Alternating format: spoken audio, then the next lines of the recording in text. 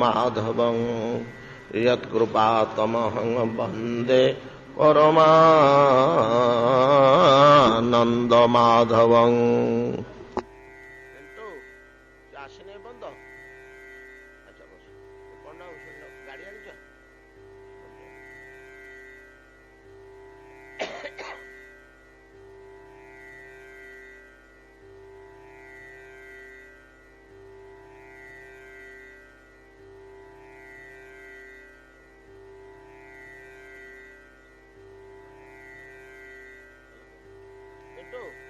ଆସିଲେ ପଣ୍ଡାଙ୍କ ସାଥିରେ ପଳେଇ ଯାଅ 18 ହେଲା ଗୋଟେ ଜରୁରୀ କାମ।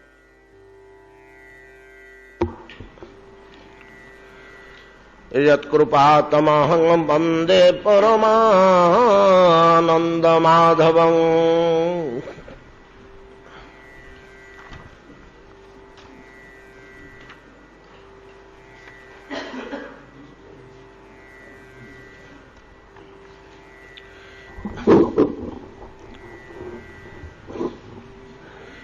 यत्कृपातमहं वन्दे परमानंद माधवं। कुन्दधामकृत कौतुक वेश गोपगोधन वृतो जमुनायां नंद सुनूरन घेतव बच्छो नर्मदः प्रणयिनां बीजहार मंद वायुरूप बात्यनुकूलं मानयन मलयज स्पर्शेन बंदिनस्तमुपदेवगणा जे बाद्य गीत बलि भीपरि बब्रू बत्सल व्रजग बांगजद गध्रो वंद्यमान चरणं पतिवृद्धै कृष्ण गोधानं उपोह्य दिनान्ते गीत वेणुरनुगीडित कीर्ति उत्सवं श्रमरु चापिदृशीनां उन्नयन क्षुर रजश्चूरितस्रक् दीक्षयति सुहृदाशिष एष देवकी जठर भूरुडुराज। श्रील श्रीपाद सुखदेव गोस्वामी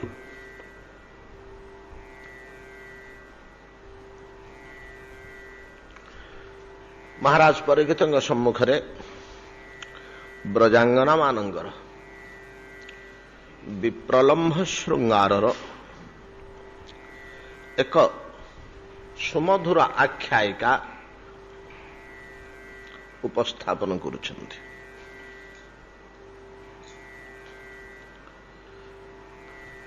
भगवत रस हरिरस परतत्व परमेश्वर तो रसमय आमे जेपरि आलोचना करिछे तत्व सच्चिदानंदमय सच्चित आनंद सत चित के आश्रय करी रहे, चित आनंद को आश्रय करी रहे। तात्पर्य जदि मेंचे भगवान आम कोठू पाई जिबा भगवान बोले जो पदार्थ ईश्वर बोले जो पदार्थ तत्व बोले जो पदार्थ जहा को केंद्र करी सनातन धर्मर सकल शास्त्र सकल उपासना सकल साधन पद्धति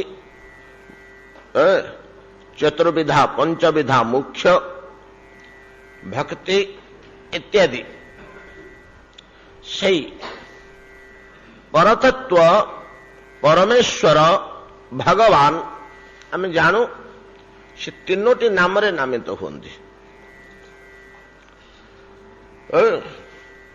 तीनोटी नाम रे नामित होती कृष्ण गोविंद भगवान। परमोच्च तत्व बा अंतिम अनुभूति ईश्वर मुनि ऋषि मैंने जहा करिसेंती ताकु तीनोटी शब्द रे ध्वनित करिसेंती। ବ୍ରହ୍ମ ନାମକ ପଦାର୍ଥକୁ ଯେପରି ଶ୍ରୀମଦ୍ ଭଗବତ ଗୀତା ତିନୋଟି ନାମରେ ନାମିତ କଲେ,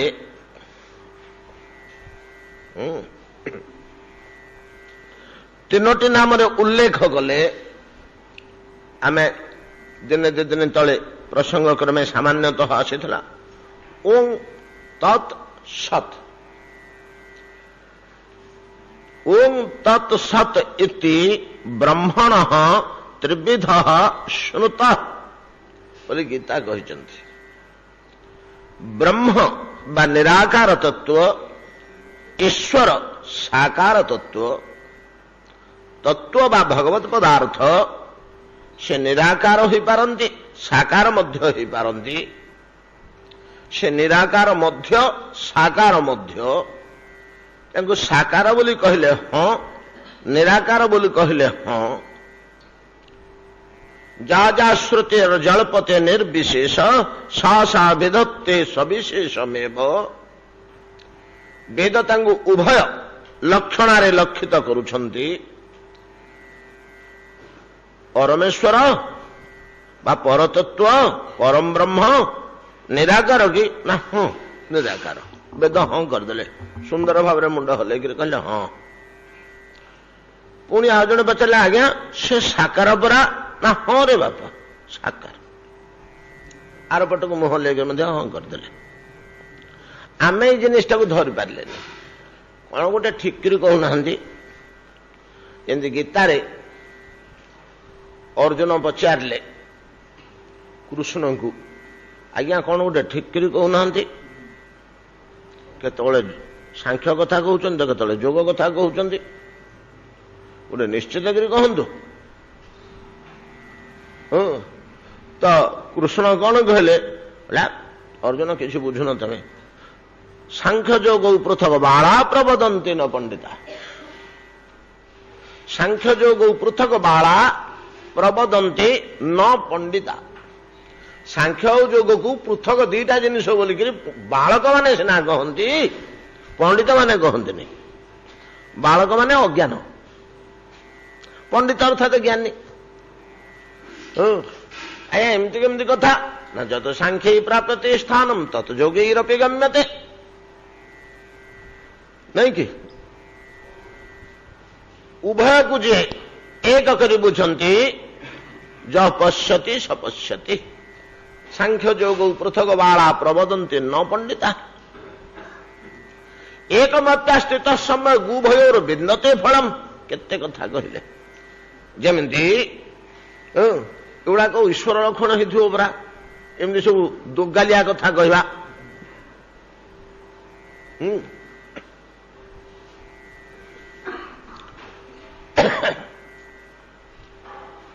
ତ ଠିକ ସେଇଭଳିଆ ଈଶ୍ୱରଙ୍କୁ ସାକାର ନିରାକାର ଦୁଇଟିଆକ ବୋଲି କୁହାଯାଉଛି। ସାକାର କହିଲେ ହଁ, ନିରାକାର କହିଲେ। ଆଜ୍ଞା ଯେଉଁ ଭାବନାରେ ଭାବିବ ସେ ସେମିତି ଦୋଷୀ ହୁଏ କି? ନିରାକାର ବାଲା ନିରାକାର ଭାବନାରେ, ସାକାର ବାଲା ସାକାର ଭାବନାରେ? ନା ନା ନା ନା ନା, ଓରିଜିନାଲି ସାକାର ଆଉ ନିରାକାର ଭାବନା ଅନୁସାରେ ନୁହଁ। ଭାବନା ଅନୁସାରେ ନୁହଁ। ସେ ତ ଓରିଜିନାଲି ତୁମ ଭାବନା ଅନୁସାରେ ସେ ରୂପାୟିତ ହଉନାହାନ୍ତି। ବୁଝନ୍ତୁ କଥାଟାକୁ ଗଭୀର ଭାବରେ ଧରନ୍ତୁ। ଆମ ଭାବନା ଅନୁସାରେ ଏଟା ହେଇଯାଉନି। ଓରିଜିନାଲି ତତ୍ଵ ସାକାର ମଧ୍ୟ ନିରାକାର ମଧ୍ୟ। ତେବେ କଥାଟା ଏତିକି ଯେ ପାର୍ଥିବ ଜଗତରେ, ପାର୍ଥିବ ବୁଦ୍ଧିରେ ଆମେ ଏଇ ଜିନିଷଟାକୁ ଗ୍ରହଣ କରିପାରିବା ନାହିଁ।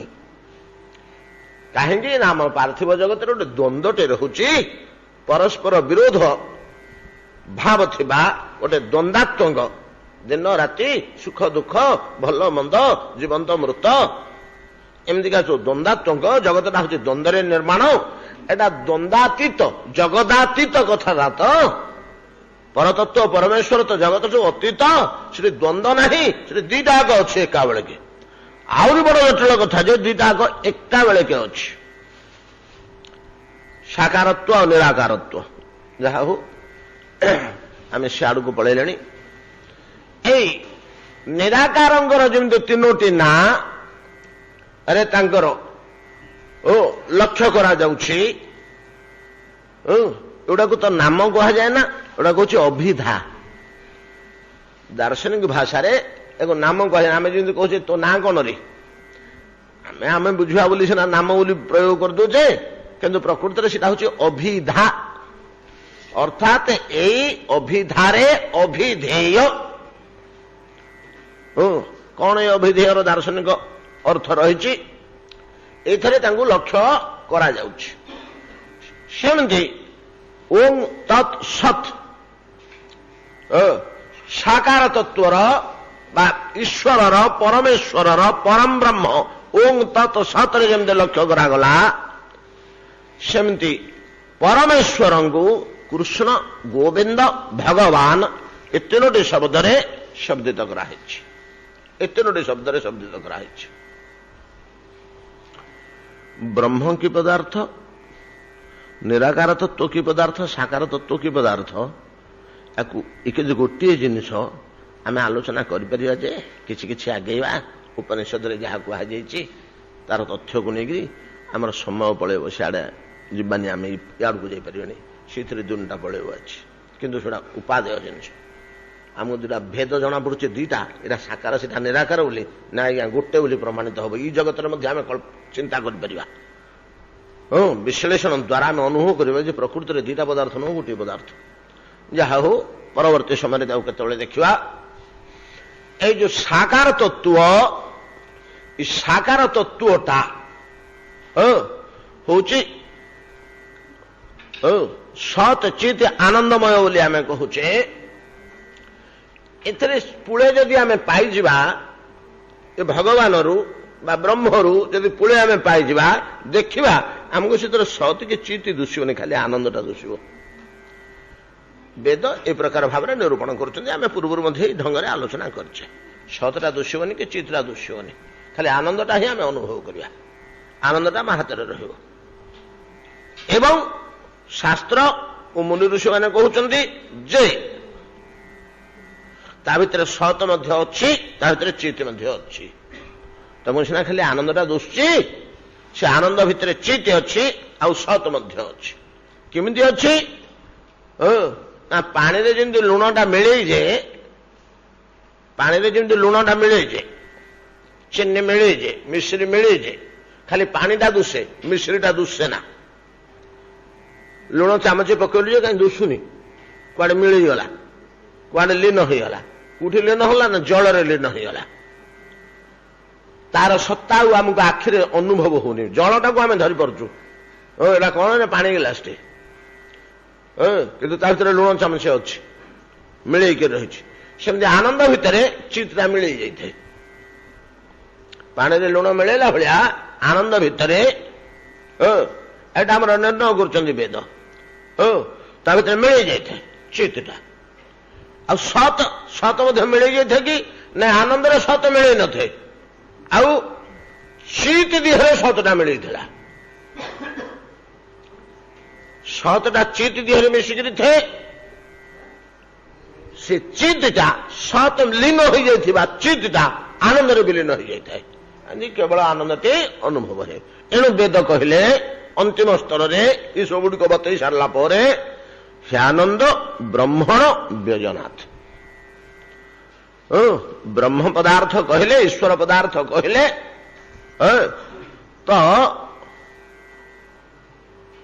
ବ୍ରହ୍ମ ବୋଲି ଜାଣ, ବ୍ୟଜନାଥ ବିଶେଷ ଭାବରେ ଜାଣ।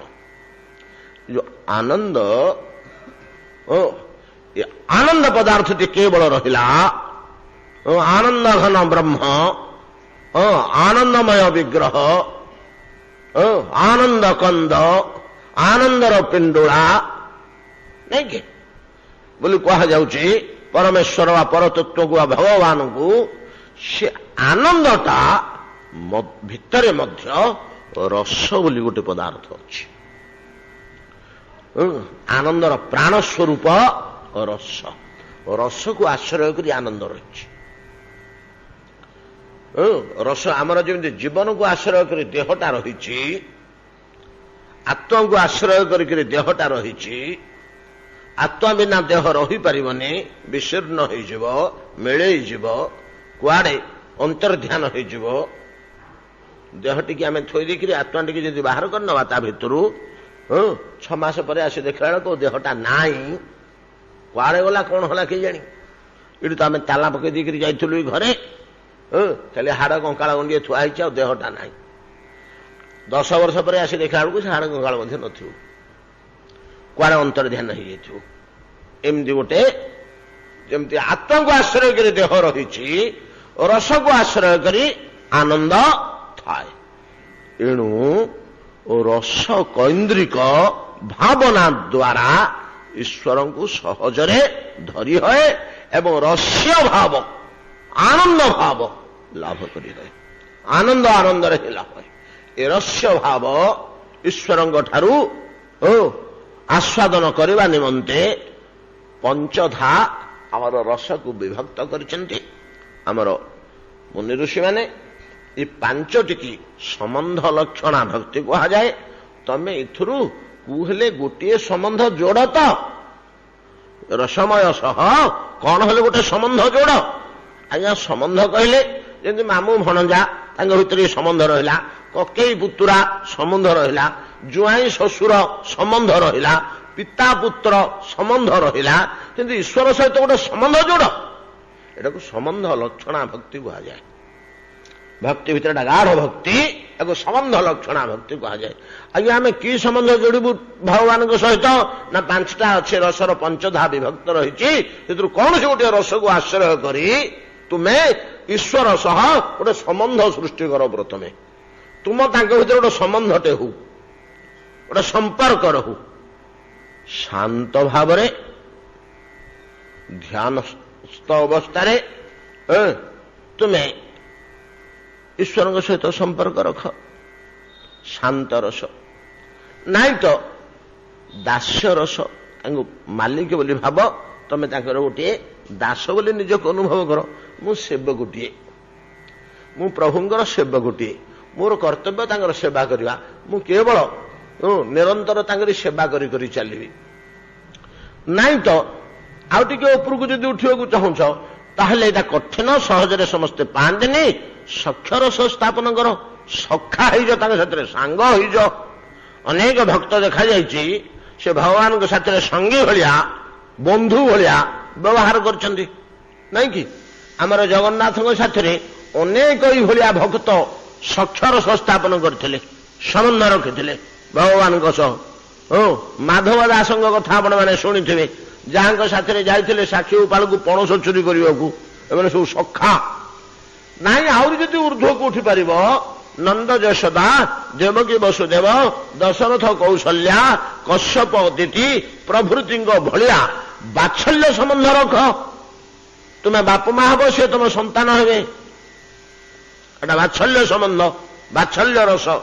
ନାଇଁ ତ ତା ଉର୍ଦ୍ଧ୍ୱକୁ ଉଠିଲେ, ଯୋଉଟାରେ ସର୍ବସାଧାରଣଙ୍କର କଥା ନାହିଁ, ବଡ ବଡ ଋଷିମାନଙ୍କର ମଧ୍ୟ ସହଜରେ ଅଧିକାର ଆସୁନି, ସେଇଟା ହଉଛି ମଧୁର ରସ ବା ପତି ରୂପେ ଗ୍ରହଣ କରିବା, ଭର୍ତ୍ତା ରୂପେ ଗ୍ରହଣ କରିବା। ଯେମିତି ପତିପତ୍ନୀ ଦାମ୍ପତ୍ୟ ଜୀବନ, ଏଇଟାକୁ ତ ଆମର ମୁଣ୍ଡ ଗୋଳମାଳ ହେଇଯିବ, କାହିଁକିନା ଏଇଠି ଆମର ୱିକନେସ୍ ଅଛି। ତ ଏଇ ଜାଗାଟାରେ ଆମର ଦୁର୍ବଳତା ଅଛି, ମନୁଷ୍ୟର ଦୁର୍ବଳତା ତ ଏଇ ଭାବରେ ଥାଏ। ତ ତେଣୁ ଏଟାକୁ ଗ୍ରହଣ କଲା ବେଳକୁ ଆମକୁ ଟିକେ କେମିତି ଖାପ ଛଡା ଲାଗିବ। ଈଶ୍ୱରଙ୍କୁ ପତି ରୂପେ ଗ୍ରହଣ କରିବା। କିନ୍ତୁ ମୋ ଆଖି ଆଗରେ ଆମର ଜଳ ଜଳ ଗୋଟେ ଦୁଷିଛି ନିକଟରେ ମୀରାବାଇ, ଆଉ କେତେ ଅଛନ୍ତି ପ୍ରଖ୍ୟାତ ହେଇଯାଇଛି। ତ ଶ୍ରୀକୃଷ୍ଣଙ୍କୁ ପତି ରୂପେ ଲାଭ କରି ସେ କଣ ଆଲୋଡ଼ନ ସୃଷ୍ଟି କରିଦେଲା ଆର୍ଯ୍ୟାବର୍ତ୍ତ ଭୂମିରେ। ଗୋଟେ ଝିଅ ଚମକେଇ ଦେଲା ସମସ୍ତଙ୍କୁ। ଏ ପଞ୍ଚବିଧ ରସରୁ ଆଜ୍ଞା ମଧୁର ରସରେ, ମଧୁର ରସ ଯୋଉଟା ଅନ୍ତିମ ରସ, ମୀରାବାଇର ଯେଉଁ ଭାବ, ସେଇ ଭାବରେ ପୂର୍ବୋକ୍ତ 5ଟା ଆଗ ଅଛି, 4ଟା ଆଗ, ପୂର୍ବୋକ୍ତ 4ଟା ଆଗ ତା ଭିତରେ ଅଛି। ଶାନ୍ତ କେବଳ ନିରୋଳା, ଦାସ୍ୟରେ ଶାନ୍ତ ଦାସ୍ୟ ଦୁଇଟା ଆଗ ମିଶିକିରି ଅଛି। ସଖ୍ୟରେ ସଖ୍ୟ ଦାସ୍ୟ ଶାନ୍ତ ତିନିଟା ଆଗ ମିଶିକିରି ଅଛି। ବାତ୍ସଲ୍ୟରେ ବାତ୍ସଲ୍ୟ ଦାସ୍ୟ ଶାନ୍ତ ଓ ସଖ୍ୟ ଚାରିଟା ଆଗ ମିଶିକିରି ଅଛି। ମଧୁରରେ ମାଧୁର୍ଯ୍ୟ ବା ମଧୁର ବାତ୍ସଲ୍ୟ ଶାନ୍ତ ଦାସ୍ୟ ସଖ୍ୟ ସବୁଗୁଡାକ ମିଶିକିରି ରହିଛି। ତେବେ ଏ ମଧୁର ରସଟାକୁ ଆମର ଦୁଇ ଭାଗ କରିଛନ୍ତି। ମଧୁର ରସଟା ଗୋଟେ ହଉଛି ଶୃଙ୍ଗାର ଆଉ ଗୋଟେ ହଉଛି ବିପ୍ରଲମ୍ଭ, ଏମିତି ଦୁଇ ଭାଗ କରିଛନ୍ତି। ଗୋଟିଏ ହଉଛି ଶୃଙ୍ଗାର ଆଉ ଗୋଟିଏ ହଉଛି ବିପ୍ରଲମ୍ଭ। ଏଗୁଡ଼ା ସବୁ ରସଶାସ୍ତ୍ରର କଥା। ବଡ଼ ଉଚ୍ଚକୋଟୀର ମୁନି ଋଷିମାନେ ଯେଉଁମାନେ ଭଗବାନଙ୍କୁ ସେଇ ଢଙ୍ଗରେ ଉପାସନା କରନ୍ତି ସେମାନେ ସବୁ ଏହାର ତଥ୍ୟ ଜାଣି ସେଇ ହିସାବରେ ଉପାସନା କରନ୍ତି। ଶୃଙ୍ଗାର କହିଲେ କ'ଣ ନା ପୂର୍ବେ ଏଇ ବେଣୁ ଗୀତର ପୂର୍ବେ ଯୋଉ ରାସ ପଞ୍ଚାଧ୍ୟାୟରେ ଭଗବାନ ଶ୍ରୀକୃଷ୍ଣଙ୍କ ସହ ବ୍ରଜାଙ୍ଗନା ମାନଙ୍କର ରାସ ନୃତ୍ୟ ଗାନ ନୃତ୍ୟ ନାଇଁ କି ଆଳାପ ଆଲୋଚନା କଥାଭାଷା ଯୁକ୍ତିତର୍କ ନାଇଁ କି ଜଳ ଭିତରେ ପଶିକିରି ସ୍ନାନ କଲେ, କେମିତି କ୍ରୀଡ଼ା କରୁଥିଲେ, କେମିତି କୁସୁମ ଚୟନ କରୁଥିଲେ, ଏଗୁଡାକ ସବୁ ଶୃଙ୍ଗାର। ଏ ଦିଟା କୁହାଯାଇଛି। ତ ପ୍ରଥମେ ଶୃଙ୍ଗାରଟି କୁହାଯାଇଛି। ତ 16,000 ବ୍ରଜବନିତା ଭଗବାନଙ୍କ ସହ କି ପ୍ରକାର ଶୃଙ୍ଗାର ରସ ଉପଭୋଗ କରୁଥିଲେ, ଠିକ ତାକୁ ବନ୍ଦ କରିଦେଇ ସାଙ୍ଗେ ସାଙ୍ଗେ ପରବର୍ତ୍ତୀ ବେଣୁ ଗୀତ ମାଧ୍ୟମରେ ବିପ୍ରଲମ୍ଭଟାକୁ ଦେଖାଉଛନ୍ତି। ବିପ୍ରଲମ୍ଭ କ'ଣ ନା ଝୁରିବା, ଝୁରିବା ଖାଲି। ଶୃଙ୍ଗାର ପ୍ରତ୍ୟକ୍ଷ ଭାବରେ ଆଳାପ ଆଲୋଚନା ଗୀତ ନାଚ ହସ ଖୁସି କଥାଭାଷା ମଜା ମଜଲିସ କରିବା। ଆଉ ବିପ୍ରଲମ୍ଭରେ ପାଖରେ ନ ପାଇ ଦୂରରେ ରହି ବ୍ୟାକୁଳିତ ପ୍ରାଣରେ ଝୁରିବା। ଏବଂ ମୁନି ଋଷିମାନେ ଶାସ୍ତ୍ରରେ ନିର୍ଣ୍ଣୟ କରୁଛନ୍ତି, ଆରେ ପିଲେ ଶୃଙ୍ଗାର ଅପେକ୍ଷା ଅର୍ଥାତ୍ ମିଳିତ ଭାବରେ ଆଳାପ କରିବା ଅପେକ୍ଷା ବିପ୍ରଲମ୍ଭରେ ଝୁରି ମରିବା ଦ୍ୱାରା ଭଗବାନଙ୍କ ସହ ଅଧିକ ଗାଢ଼ତା ରହେ, ଅଧିକ ଆନନ୍ଦ ମିଳେ, ଅଧିକ ଆନନ୍ଦ ମିଳେ। ଏକତ୍ର ମିଳିତ ହୋଇ ନୃତ୍ୟ ଜ୍ଞାନ ଦ୍ୱାରା ଭଗବାନଙ୍କର ସେବା ଶୁଶ୍ରୂଷା ଦ୍ୱାରା ଭଗବାନଙ୍କ ସହିତ ଆଳାପ ନୃତ୍ୟ ଗୀତ କରିବା ଦ୍ୱାରା ଯେଉଁ ପରିମାଣର ସୁଖ ମିଳେ, ଦୂରରେ ରହି ଈଶ୍ୱରଙ୍କୁ ଝୁରିବା ଦ୍ୱାରା ତାର କୋଟି ଗୁଣ ଆନନ୍ଦ ମିଳେ, ତାର କୋଟି ଗୁଣ ଆନନ୍ଦ ମିଳେ ଅଧିକା। କାହିଁକି ନା ଈଶ୍ୱର ସହ ଚିତ୍ତର ନିବିଡ଼ତା ସେଇଠି ଅତିମାତ୍ରାରେ ସଂସ୍ଥାପିତ ହୁଏ। ଯେତେବେଳେ ଭଗବାନ ଶ୍ରୀକୃଷ୍ଣ ବ୍ରଜାଙ୍ଗନା ମାନଙ୍କୁ ପରିତ୍ୟାଗ କରି ଆସିଗଲେ, ମଥୁରାରେ ରହିଲେ। ଗୋକୁଳଠୁ ମଥୁରା କେତେ ବାଟ? ସେ ପରା ପ୍ରତିଦିନ ମଥୁରାକୁ ଦହି କ୍ଷୀର ବିକି ଆସୁଥିଲେ ବୋଲି ଆମେ ଶୁଣିବାକୁ ପାଉଛେ। ମଥୁରାଠୁ ଗୋକୁଳ କେତେ ବାଟ ଯେ ଗୋକୁଳରେ ରହିଲେ ବ୍ରଜାଙ୍ଗନା ଗଣ। ଅବଶ୍ୟ ଗୋକୁଳଠୁ ଜାଗା ପରିବର୍ତ୍ତନ ହେଇଯାଇଥିଲା। ଯେତେବେଳେ କୃଷ୍ଣ ବ୍ରଜାଙ୍ଗନା ମାନଙ୍କୁ ପରିତ୍ୟାଗ କରି ମଥୁରା ଆସିଲେ, ସେମାନଙ୍କୁ ଗୋକୁଳରେ ଆଉ ନନ୍ଦବାବା ନାହାନ୍ତି। ସେଠୁ ବସତି ବଦଳେଇ ଦେଲେଣି ବୃନ୍ଦାବନକୁ, ବୃନ୍ଦାବନରୁ ବଦଳେଇ ଦେଲେଣି ବର୍ଷାଣକୁ। ବର୍ଷାଣ ବୋଲି ଗୋଟିଏ ଜାଗା ଅଛି, ନନ୍ଦଗ୍ରାମ ସେଠି ଅଛି, ତା ନାଁ ହଉଛି ନନ୍ଦଗ୍ରାମ। ବର୍ତ୍ତମାନ ବର୍ଷାଣର ନିକଟବର୍ତ୍ତୀ ସେ ନନ୍ଦଗ୍ରାମରେ ରହୁଥାନ୍ତି। ସେଇଟା ଅବଶ୍ୟ ମଥୁରାଠୁ ପ୍ରାୟ 50 କିଲୋମିଟର ହବ। ରୋଡ ୱେରେ, ଏୟାର ୱେରେ ନଟିକାଲି ଏତେ ହବନି, 20-25 କିଲୋମିଟର ହବ। ରୋଡରେ ବୁଲି ବୁଲି ଗଲେ 50-60 କିଲୋମିଟର ହଉଛି। ଗୋବର୍ଦ୍ଧନ ପର୍ବତ ଦେଇକରି ଯିବାକୁ ହୁଏ, ଗୋବର୍ଦ୍ଧନ ଦେଇକରି ଯିବାକୁ ହୁଏ। ଏତିକି ଦୂରରେ ଥାଇ ଆଉ ଦିନକ ପାଇଁ କୃଷ୍ଣଙ୍କ ସହ ବ୍ରଜାଙ୍ଗନା ମାନଙ୍କର ତାକୁ ଦେଖା ହେଇନି। କାହିଁକି ପ୍ରଭୁ ବ୍ରଜାଙ୍ଗନା ମାନଙ୍କୁ ଆଉ ଦର୍ଶନ ଦଉନାହାନ୍ତି? କଣ ପାଇଁ ଦଉନାହାନ୍ତି? କଣ ସେମାନଙ୍କୁ ଉପଭୋଗ କରାଇବା ପାଇଁ? ତ ମିଳନ ଅପେକ୍ଷା ବିଚ୍ଛେଦ ଜନିତ ବିପ୍ରଲମ୍ବ ଶୃଙ୍ଗାରରେ ଅତ୍ୟଧିକ ରସପାନ କରାଇବା ନିମନ୍ତେ ବ୍ରଜାଙ୍ଗନା ମାନଙ୍କୁ ଭଗବାନଙ୍କର ଏ ବ୍ୟବସ୍ଥା। ଏଟା କହିଛନ୍ତି ଉଦ୍ଧବଙ୍କୁ, ଏଟା ଉଦ୍ଧବଙ୍କୁ କହିଛନ୍ତି। ଯେତେବେଳେ ଉଦ୍ଧବ ଯାଇଥିଲେ ସେଠୁ ଫେରିକିରି ଆସିଲେ, କଣ ତାଙ୍କ ଅବସ୍ଥା, କି ଅବସ୍ଥାରେ ସେ ଅଛନ୍ତି, କି ଚିତ୍ତବୃତ୍ତି ଆପଣଙ୍କ ପ୍ରତି ସେମାନଙ୍କର ବିଜଡ଼ିତ, ବହୁତ କଥା କହିଛନ୍ତି। ସେଠି ଉଦ୍ଧବ କହିଛନ୍ତି, ଉଦ୍ଧବ ବ୍ରଜାଙ୍ଗନା ମାନେ ମୋଠୁ କେବେ ହେଲେ ଚ୍ୟୁତ ହେଇପାରିବେନି, ମୁଁ ତାଙ୍କଠୁ କେବେ ହେଲେ ଛାଡିକିରି ରହିପାରିବେନି। ଦେହ ଦିଟା ସିନା ଦୂରରେ ଅଛି, ସେମାନେ ମୋ ଭିତରେ, ମୁଁ ତାଙ୍କ ଭିତରେ ହୃଦୟରେ। ତା ମନ ମନସ୍କା ମତ ପ୍ରାଣା ମଦରଥେ ତ୍ୟକ୍ତ ଦେହିକା। ଏ ବିପ୍ରଲମ୍ବ ଶୃଙ୍ଗାରର ପରାକାଷ୍ଠା ଏ ବେଣୁ ଗୀତରେ ପ୍ରକାଶ ପାଉଛି ଏବଂ ବିପ୍ରଲମ୍ବ ଶୃଙ୍ଗାରରେ କେତେ ଦୂର ଆବେଗ ଉତ୍କଣ୍ଠା ଈଶ୍ୱରଙ୍କ ନିମନ୍ତେ, କେତେ ଈଶ୍ୱର ଚିନ୍ତାର ଗାଢ଼ତା। ଈଶ୍ୱର ସ୍ମରଣର ଆମର ତ ମୁଖ୍ୟ ଜିନିଷ ଦରକାର ହଉଛି ହରିସ୍ମରଣ, ନାଇଁ କି? ହରିସ୍ମରଣଟା ତ ଆମର ଦରକାର ଆବଶ୍ୟକ। ଆମକୁ ତ ଶାସ୍ତ୍ର କହିଲେ ସ୍ମର୍ତବ୍ୟଂ ସତତଂ ବିଷ୍ଣୁ ବିସ୍ମର୍ତବ୍ୟଂ ନ ତୁ କ୍ୱଚିତ୍। ହରିସ୍ମରଣଟା ଆମର ଏକାନ୍ତ ଦରକାର। ହରିସ୍ମରଣ ବିନା ସିନା ଆମେ ଦୁଃଖଦାୟକ ସଂସାର ଭିତରକୁ ପଳେଇ ଆସିଛେ। କୃଷ୍ଣ ଭୁଲି ସେହି ଜୀବ ଅନାଦି ବହିର୍ମୁଖ ହେଲା। ଈଶ୍ୱରଙ୍କୁ ଭୁଲିବାରୁ, ଈଶ୍ୱରଙ୍କୁ ଭୁଲିଗଲେ ଦୁଃଖ ନିରନ୍ତର ଯଦି ଅଖଣ୍ଡ। ତସ୍ମାତ୍ ସର୍ବେଷୁ କାଳେଷୁ ମାମନୁସ୍ୱର ଯୁଦ୍ଧ ଚ। ଗୋଟେ ଗୋଟିଏ ପଦ ଲେଖିଦେଇଛନ୍ତି ପରା। ମତେ ସ୍ମରଣ କରୁଥା ହୋ ଅର୍ଜୁନ, ବାକି ତମେ ଯାହା କରୁଛ କର, ମୋ ସ୍ମରଣଟା ଛାଡ ନା।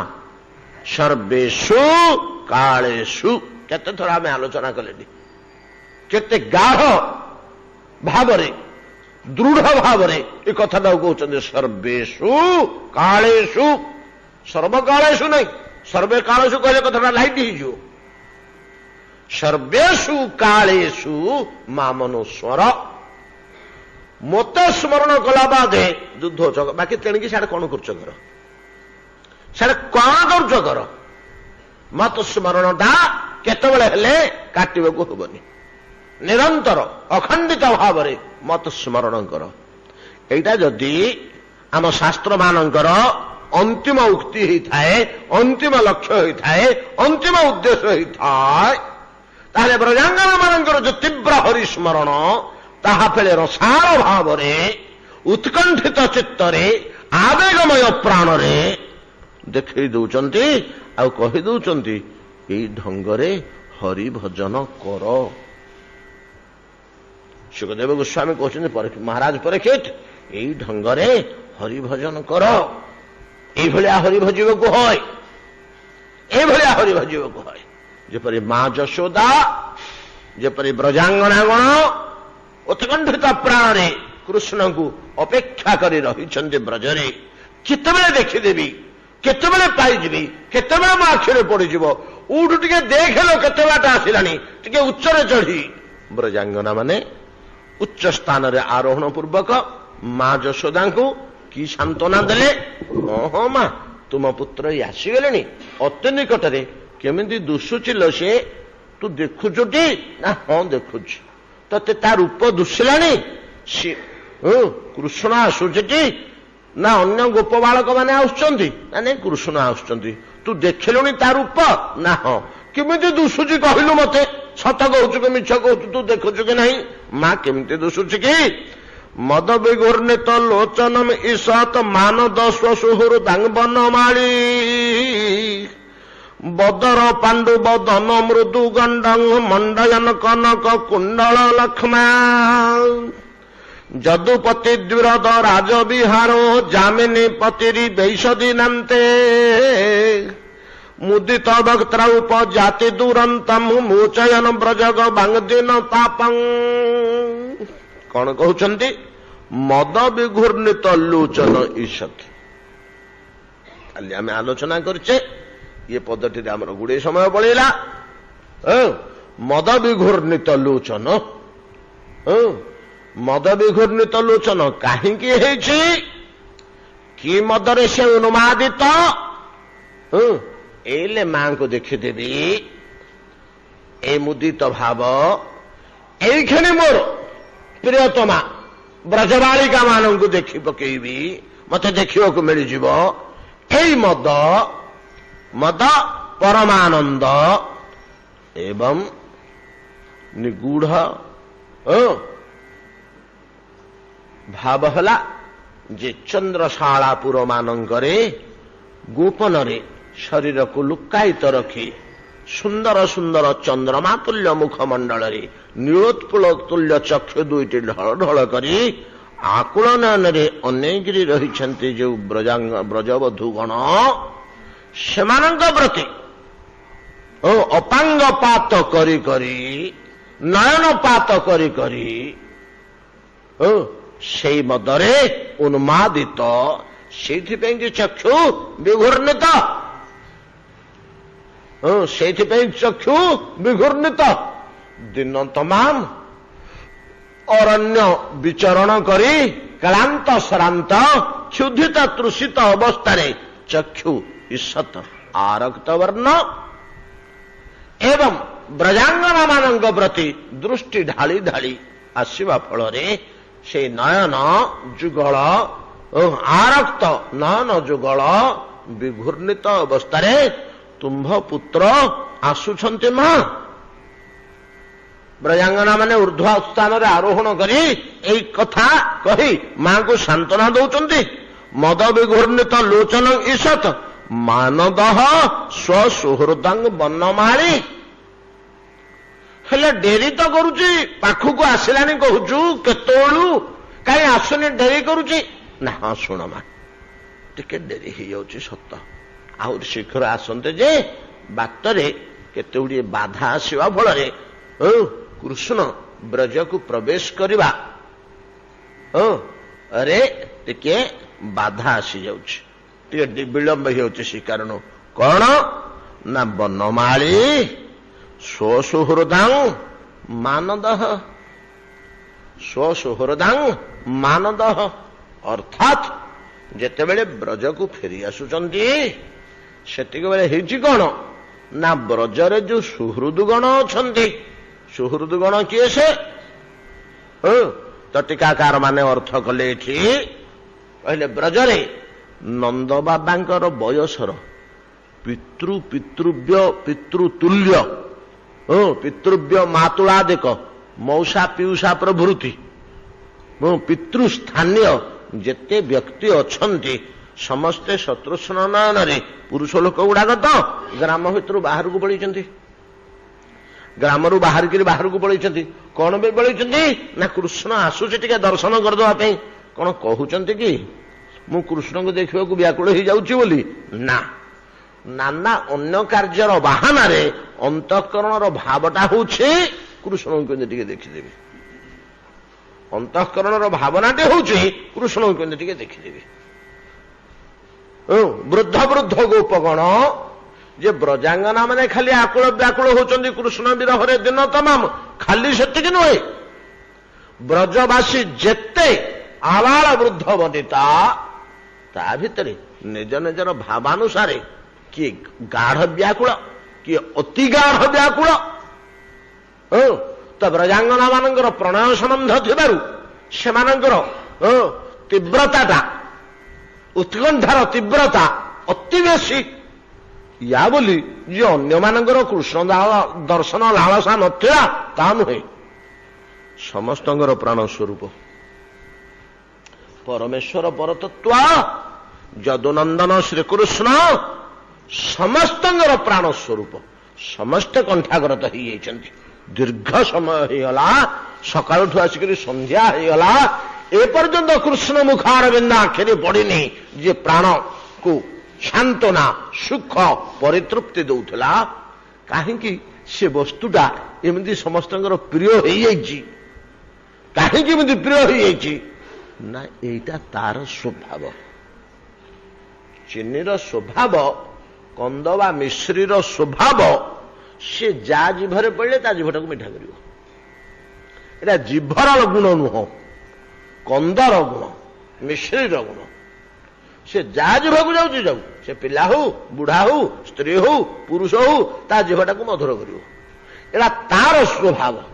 ତଦ୍ରୂପ ତ ଭଗବାନ ଶ୍ୟାମ ସୁନ୍ଦର, ତାଙ୍କରି ସ୍ୱଭାବ, ତାଙ୍କର ନିଜର ସ୍ୱଭାବ।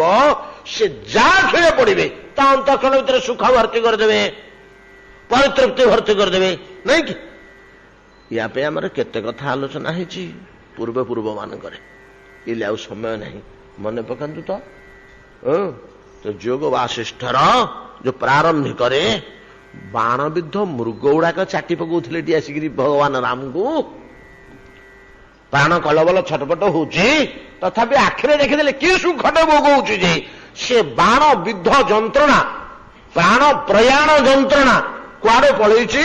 ଏ ମୂର୍ତ୍ତିଟାକୁ ଦେଖିକିରି ସେମାନେ ପରମ ସୁଖରେ ଆପ୍ଲୁତ ହେଇଯାଇଛନ୍ତି। ସେଇଥିରେ ପରା ସନ୍ଦେହ ଆସିଲା ରାମଙ୍କର। ମରିବା ଅବସ୍ଥାରେ କଲବଲ ଛଟପଟ ନ ହେଇକିରି କଣ ଆନନ୍ଦରେ ଫାଟି ପଡୁଛନ୍ତି? ଭଗବାନଙ୍କୁ ଦେଖିଲେ, ଆନନ୍ଦ କନ୍ଦକୁ ଦେଖିଲେ, ତାଙ୍କର ସ୍ୱଭାବ ଅଗ୍ନିକି ଛୁଇଁଲେ ଯିଏ ଛୁଇଁବ ତା ହାତ ଫଟକା ହବ। ଚନ୍ଦନ ଯିଏ ଦେହରେ ଲଗେଇବ ତାକୁ ଶୀତଳ ଲାଗିବ। କୃଷ୍ଣଙ୍କୁ ଯିଏ ଦେଖିବ ତା ଅନ୍ତଃକରଣରେ ଆନନ୍ଦ ପରିତୃପ୍ତି ଭର୍ତ୍ତି ହେଇଯିବ। ବ୍ରହ୍ମା ଦୂରରେ ରହି ଏ ବ୍ରଜବାସୀ ମାନଙ୍କୁ ଅହୋ ପ୍ରଶଂସା କରିଛନ୍ତି ପରା। ଅହୋ ଭାଗ୍ୟମ୍ ନନ୍ଦ ଗୋପ ବ୍ରଜୌକସମ୍। ନନ୍ଦଗୌଡର ଗୋଠରେ ବ୍ରଜପଲ୍ଲୀରେ ବାସ କରୁଥିବା ଓକସାଂ ବାସିନ୍ଦା, ଓକସାଂ ବହୁବଚନଟା ବାସିନ୍ଦା କହିଲେ ଏଠି ଗୋପ ଗୋପୀ ମାନେ କେବଳ ନୁହନ୍ତି, ଗାଈ ବାଛୁରୀ, କୁକୁର ବିରାଡ଼ି, କୁଆ ଚିଲଠୁ ଆରମ୍ଭ କରି କୀଟ ପତଙ୍ଗ ପର୍ଯ୍ୟନ୍ତ ସମସ୍ତେ ଯିଏ ବାସ କରୁଛନ୍ତି ସେଠି, ଜୀବ ମାତ୍ରେ ସେମାନଙ୍କର ଅହୋ ଭାଗ୍ୟମ୍। ଭାଗବତର ବାକ୍ୟ, ବ୍ରହ୍ମା ନିଜ ମୁହଁରେ କହୁଛନ୍ତି ଅହୋ ଭାଗ୍ୟମ୍। କାହାର ହୋ ବ୍ରହ୍ମା? ଆପଣଙ୍କ ଭଳିଆ ପିତାମହ କହୁଛନ୍ତି ଅହୋ ଭାଗ୍ୟମ୍। କାହାର? ନା ନନ୍ଦଗୋପ ବ୍ରଜୌକସାମ୍। ନନ୍ଦଗୋପ, ଗୋପଗୌଡ଼, ନନ୍ଦଗୌଡ଼ର ବ୍ରଜ ବୋଲେ ଗୋଗୋଷ୍ଠରେ, ବ୍ରଜପଲ୍ଲୀରେ ବାସ କରୁଥିବା ଜୀବଜନ୍ତୁ ମାନଙ୍କର ଅହୋ ଭାଗ୍ୟ। କାହିଁକି? ନା ଜନମିତ୍ରଂ ପରମାନନ୍ଦଂ ପୂର୍ଣ୍ଣ ବ୍ରହ୍ମ ସନାତନ। ପୂର୍ଣ୍ଣ ବ୍ରହ୍ମ ସନାତନ, ଯାହାକୁ କଳ୍ପ କଳ୍ପ ଧରି ଆମେ ଚେଷ୍ଟା କରୁଛୁ ଟିକେ ଦର୍ଶନ କରିଦେବୁ ବୋଲି, ଆମେ ଶିବାଦି ପାଉନୁ। ସିଏ ତାଙ୍କ କୋଳରେ ଖେଳୁଛନ୍ତି, ଡେଉଁଛନ୍ତି, ନାଚୁଛନ୍ତି, ଠେଲାପେଲା ହଉଛନ୍ତି, ତାଙ୍କର ପରମ ବନ୍ଧୁ ପାଲଟି ଯାଇଛନ୍ତି।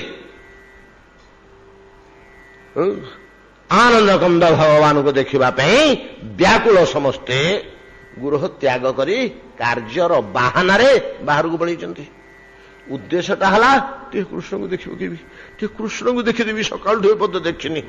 କିଏ ଯଦି ପଚାରିବ ବାଚରେ କୁଆଡେ ଯାଉଛ ହେ, ଗାମୁଛା ଖଣ୍ଡେ ଧରିକିରି ନା ଟିକେ ପୋଖରୀ ପାଣି ଯାଉଛି, କହିବା ପୋଖରୀ ପାଣି ଯାଉଛି କି ଟିକେ ଅଣ୍ଟା ପାଣି କରିବାକୁ ଯାଉଛି, କିନ୍ତୁ ଉଦ୍ଦେଶ୍ୟଟା କୃଷ୍ଣ ଆସିଲାଣି ଟିକେ ଦେଖି ପକେଇବି। ଏଇଟା ହଉଛି ଉଦ୍ଦେଶ୍ୟ। ଏ ଉଦ୍ଦେଶ୍ୟରେ ଯେତେବେଳେ ବାହାରକୁ ପଳେଇଛନ୍ତି, ବୟସ୍କ ଲୋକ ଗୁଡାକ ଯେତେବେଳେ ଆସୁଛନ୍ତି, କୃଷ୍ଣ ପିଲା ଦିନଯାକ ଦେଖା ନଥିଲା, ବର୍ତ୍ତମାନ ଯେତେବେଳେ ଟିକେ ଆସୁଛନ୍ତି, ଟିକେ ମସ୍ତକ ଅବନତ କରି ପ୍ରଣାମ ଟିକେ କରିବେନି? ତ ଗୋପକୂଳର ବ୍ରାହ୍ମଣ ଗଣ, ପୁରୋହିତ ଗଣ, ସେବାକାରୀ ଗଣ, ଅନ୍ୟାନ୍ୟ ବନ୍ଧୁଗଣ ଏବଂ ମର୍ଯ୍ୟାଦା ବନ୍ତ ବୃଦ୍ଧ ଗଣ ଯେତେବେଳେ ଆସୁଛନ୍ତି ନିକଟକୁ, କୃଷ୍ଣ ସେମାନଙ୍କ ସାମ୍ନା ଦେଇ ପଳେଇ ଆସୁଛନ୍ତି। ଆଉ ସେଠି ଟିକେ ସେମାନଙ୍କୁ ଟିକେ ମର୍ଯ୍ୟାଦା ପ୍ରଦାନ କରିବେନି, ଟିକେ ସମ୍ମାନ ଜଣେଇବେନି? ଏଟା ତ ସାଧାରଣ କଥା।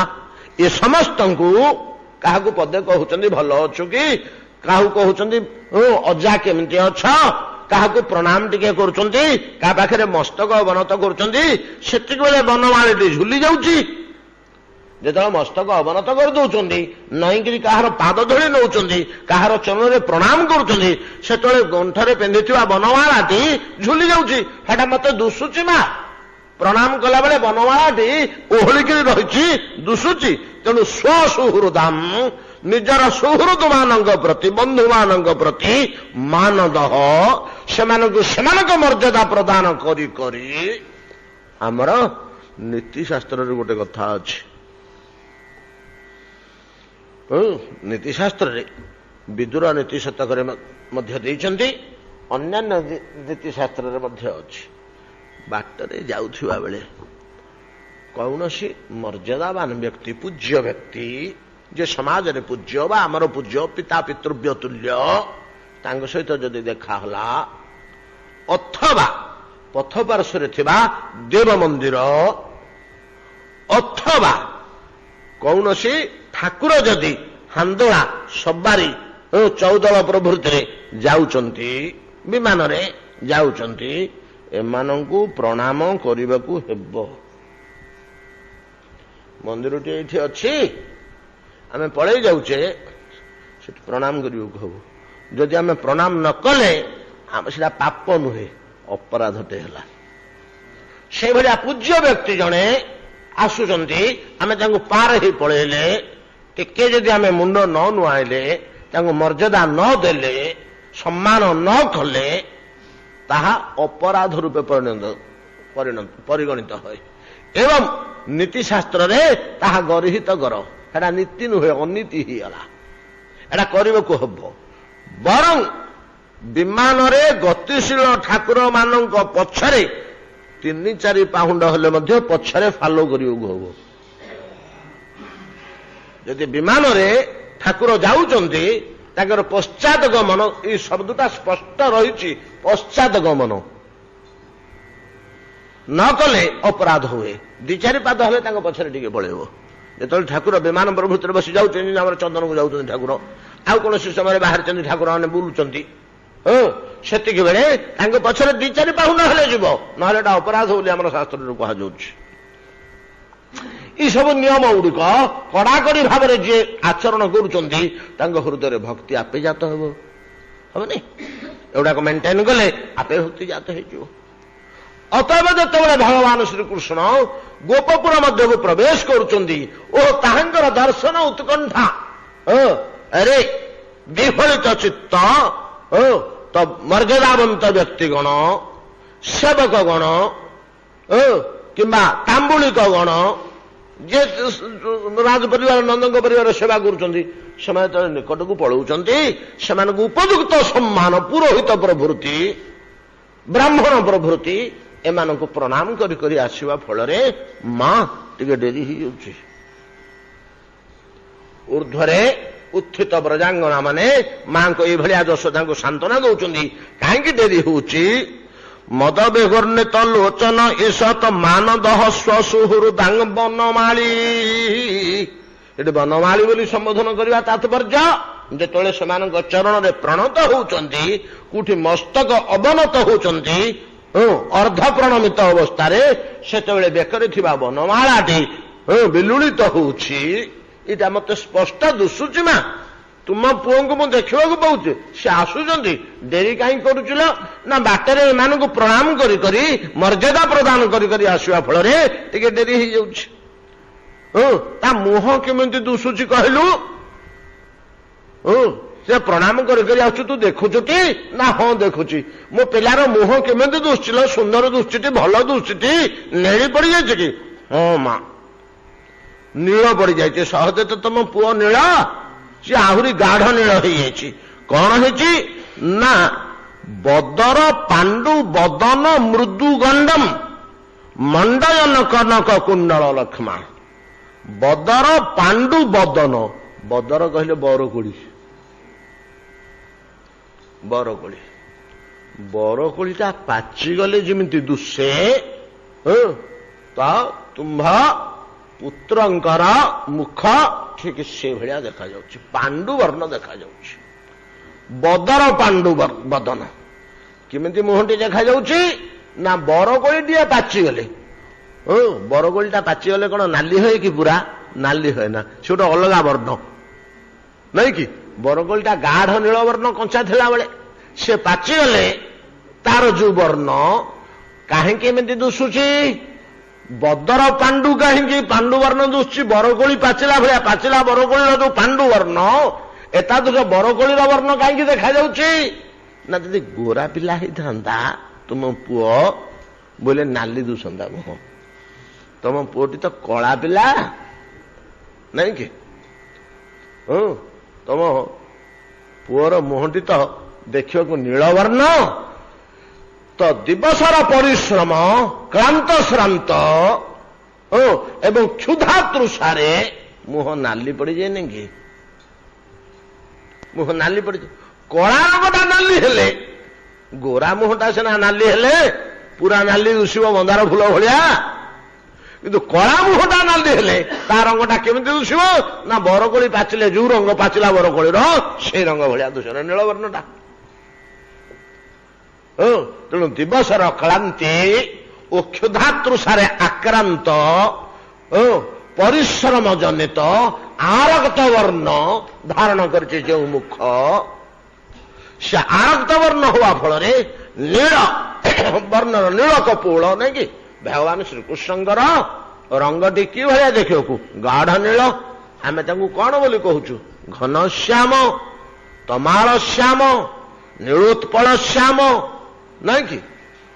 ଇନ୍ଦିବର ଶ୍ୟାମ, ଆଉ ଇନ୍ଦ୍ରନୀଳମଣି ଶ୍ୟାମ, ମର୍କତ ଶ୍ୟାମ, ମେଚକ ଶ୍ୟାମ। ଏଇ ଶବ୍ଦ ମେଚକ କହିଲେ କଣ? ନୀଳମଣି। କଳା ନୁହଁ, କଳା ନୁହଁ, କଳାଟା ଅଲଗା, ନୀଳଟା ଅଲଗା।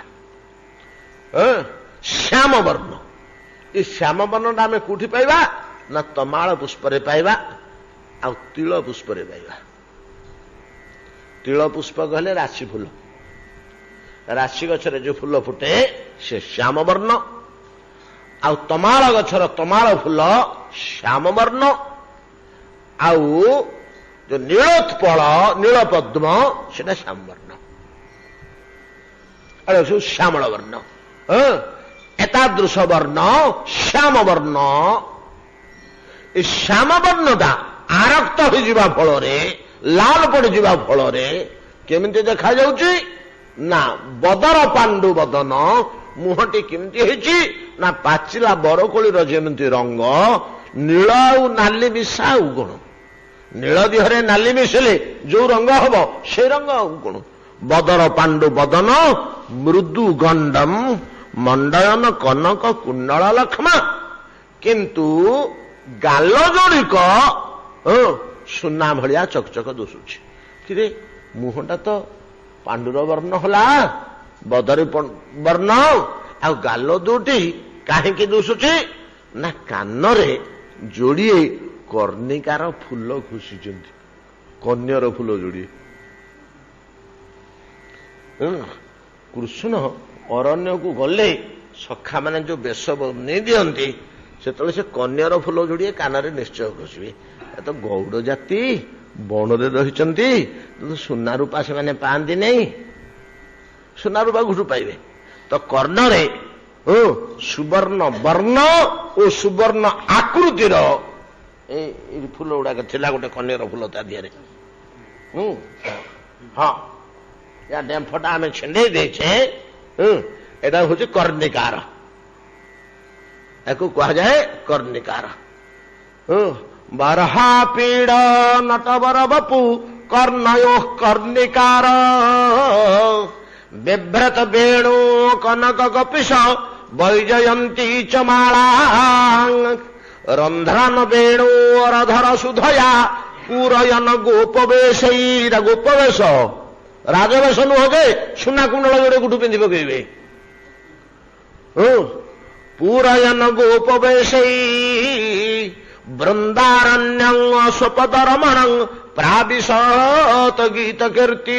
ବୃନ୍ଦାରଣ୍ୟଂ ପ୍ରାବିଶତ, ପ୍ରବେଶ କରୁଛନ୍ତି। ଅରଣ୍ୟ ଭିତରକୁ ପ୍ରବେଶ କଲା ବେଳେ ସଖା ମାନେ କଣ କରିବେ? କୃଷ୍ଣଙ୍କର ସ୍ୱଭାବ ସାଙ୍ଗେ ସାଙ୍ଗେ ଯୋଡ଼ିଏ କନ୍ୟାର ଫୁଲ ତୋଳି ଦି କାନରେ ଲଟକେଇ ଦେବେ। ସମୟ ସମୟ କଣ ହବ ନା ଗୋଟେ କନ୍ୟାର ଫୁଲ ମିଳିବ ଦିନେ। ଏଇ ଯୋଉ ଶ୍ଲୋକଟି ଯୋଉଦିନ ସୁଖଦେବ ଗୋସ୍ୱାମୀ ଗାଉଛନ୍ତି ସେଦିନ ଯୋଡ଼େ କନ୍ୟାର ଫୁଲ ମିଳିଲାଟି, ଗୋଟିଏ ମିଳିଲା। ତ କୃଷ୍ଣ କୃଷ୍ଣ ଆଉ ଫୁଲ ଫୁଟିନି, ଗୋଟିଏ ଫୁଟିଥିଲା ସେ ଗଛରେ।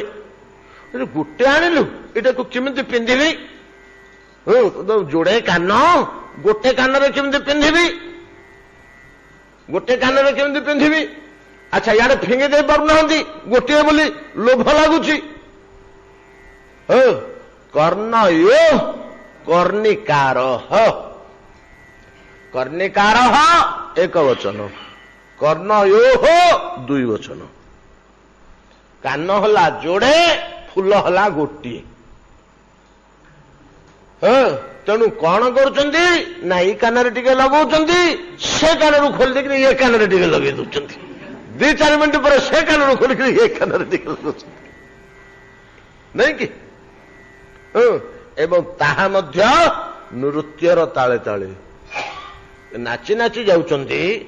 ନାଚର ତାଳେ ତାଳେ ଏ ଫୁଲଟା ଏ କାନରୁ, ଗୋଟିଏ ତ ଫୁଲ ଅଛି, ଉପାୟ କିଛି ନାହିଁ। ଆଚ୍ଛା, ଏ ଯୋଉ ସୁବର୍ଣ୍ଣ ବର୍ଣ୍ଣର କର୍ଣ୍ଣିକାର କୁସୁମ ଯୋଉଦିନ ମିଳିଗଲା, ଦି କାନରେ ଯୋଡ଼ିଗଲା ଟିକିଛି, ସେଟା ଭାରି ସୁଖ ଲାଗେ ତାଙ୍କୁ ପିନ୍ଧିବାକୁ। ଏଟା ତ ଗାଢ ହରିଦ୍ରା ବର୍ଣ୍ଣ, ଏ ତାହେଲେ କାନ ଦିହରେ ଲଟକିଛି। କୃଷ୍ଣଙ୍କର ଗାଲ ଗୁଡାକ ତ ବଡ ଚିକଣ, ଲହୁଣୀ ଖୁଆଇ ଖୁଆଇ ତ ମା ଏମିତି କରିଛନ୍ତି ଗାଲ ଗୁଡାକ। ତ ସେ ସୁବର୍ଣ୍ଣ ରଙ୍ଗଟା ଗାଲରେ ପଡି ପ୍ରତିବିମ୍ବିତ ହେଇ, ଯେମିତି ଆମର ଅଗଣାରେ ମା ଗୋଟେ ନାଲି ଶାଢୀ ଧୋଇକିରି ଶୁଖେଇ ଦେଲେ ଯେ ଆମର କାନ୍ଥ ଯାକ ନାଲି ଦୁଶୁଛି, ନାଇଁ କି? ଆମ ଘରର କାନ୍ଥ ତମାମ ସବୁ ନାଲି ଦୁଶୁଛି, କିନ୍ତୁ ଘରର କାନ୍ଥ ଗୁଡା କଣ ଆଜି ନାଲି ଦୁଶୁଛି? ସେଠି ମା ନାଲି ଶାଢୀଟା ଶୁଖେଇଛନ୍ତି, ତ ତାର ଆଭାଟା ପ୍ରତିବିମ୍ବିତ ହଉଛି, ଏଠି ପ୍ରତିଫଳିତ ହଉଛି। ପ୍ରତିବିମ୍ବନ ତ ନୁହଁ, ପ୍ରତିଫଳନ। ଏଠି ପ୍ରତିଫଳିତ ହଉଛି। ଠିକ ତଦ୍ରୂପ ଦୁଇ କାନରେ ଯେତେବେଳେ ଯୋଡ଼ିଏ କର୍ଣ୍ଣିକାର କୁସୁମ ଦୋହଲୁଛି, ତାର ହରିଦ୍ରା ରଙ୍ଗ ବା ସୁବର୍ଣ୍ଣ ରଙ୍ଗ ତ ଦୁଇ ଚିକ୍କଣ ଗଣ୍ଡରେ, ମୃଦୁଗଣ୍ଡ, କୋମଳ ଆଉ ଚିକ୍କଣ, ଏତେ କଅଳିଆ ସେ ଗାଲ ଗୁଡ଼ିକ ଆଉ ଏତେ ଚିକ୍କଣ ଯେ ଏ ରଙ୍ଗ ଦିଟା ସେଠି ପ୍ରତିଭାତ ହେଇ ତ ଗୋପାଙ୍ଗନା କହୁଛି, ମା ମତେ ଏଇଠିକି ବୋଲି ଦୁଶୁଛି, ମୁହଁଟି ସିନା ବଦର ବର୍ଣ୍ଣ ହେଇଯାଇଛି, ଗାଲ ଯୋଡ଼ିକ ସୁବର୍ଣ୍ଣ ବର୍ଣ୍ଣ ଦୁଶୁଛି। ଗାଲ ଯୋଡ଼ିକ ତୁମ ପୁତ୍ରର? ମା ତ ପଚାରୁଛନ୍ତି ନା, ତତେ ଦୁଶୁଛି କି କହ, ମୋ ପୁଅ କେମିତି ଦୁଶୁଛି ସେ ତ ଦେଖିପାରୁନାହାନ୍ତି। ଯେ ଉପରେ ଚଢିଛି ଉଚ୍ଚ ସ୍ଥାନରେ, ସେ ଆରୋହଣ କରି ଯାହା କହୁଛି ମା ତା ଶୁଣୁଛନ୍ତି। ତୁମ ପୁତ୍ରର ମୁହଁଟି ପାଚିଲା ବରକୋଳି ଭଳିଆ ନାଲି ପଡିଯାଇଛି,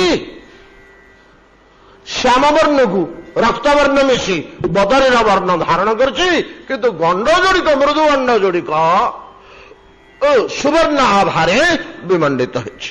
ମଦ ବିଘୂର୍ଣ୍ଣିତ ଲୋଚନମ୍ ଈଶତ ମାନଦ ସ୍ୱସୁହୃଦାଙ୍ଗବନମାଳୀ ବଦର ପାଣ୍ଡୁବ ଦନ ମୃଦୁ ଗଣ୍ଡଂ ମଣ୍ଡୟନ କନକ କୁଣ୍ଡଳ ଲକ୍ଷ୍ମା। ଏ ପ୍ରକାର କନକ କୁଣ୍ଡଳ ଲକ୍ଷ୍ମା, କନକ କୁଣ୍ଡଳ ତୁଲ୍ୟ ସୁବର୍ଣ୍ଣ ରଙ୍ଗର କର୍ଣ୍ଣିକାର କୁସୁମର କୁଣ୍ଡଳ କର୍ଣ୍ଣରେ ପରିଧାନ ହୋଇଥିବାରୁ ତଦ୍ ଲକ୍ଷ୍ମିଆ, ସେଇ ଲକ୍ଷଣରେ ଲକ୍ଷିତ, ସେଇ ରଙ୍ଗରେ ପ୍ରତିଫଳିତ ଗଣ୍ଡ ଓ ମୁଖର ବର୍ଣ୍ଣ ବଦରୀ ତୁଲ୍ୟ ପାଣ୍ଡୁ ବର୍ଣ୍ଣ ଏତାଦୃଶ ଭାବରେ ମଣ୍ଡୟନ, ତ ବନପଥକୁ ମଣ୍ଡନ ପୂର୍ବକ ତୁମ ପୁତ୍ର ଆସୁଛନ୍ତି। ମା ସମୟ କେତେ ହେଲାଣି? 7:30 ହେଇଗଲାଣି। ଆଉ ଗୋଟେ 45 ହେଇଗଲାଣି। ଆଉ ଗୋଟିଏ 40, ଆଉ ଗୋଟିଏ ଶ୍ଲୋକ ରହିଲା। ସେ ଶ୍ଲୋକ ଭିତରକୁ ଗଲେ ଆଉ ସାରିପାରିବାନି। ଆଉ ଗୋଟିଏ ଶ୍ଲୋକ ପରେ ଆମେ ଦ୍ୱାଦଶ ସ୍କନ୍ଧର ଦ୍ୱାଦଶ ଅଧ୍ୟାୟକୁ ପୁଣି ପଳେଇବାକୁ ହବ। ଏତିକିରେ ଆଜି ଭାଗବତ ବିଶ୍ରାମ କରନ୍ତୁ। ଭଜନିତାଇ ଗୌରୁ ରାଧେ ଶ୍ୟାମ,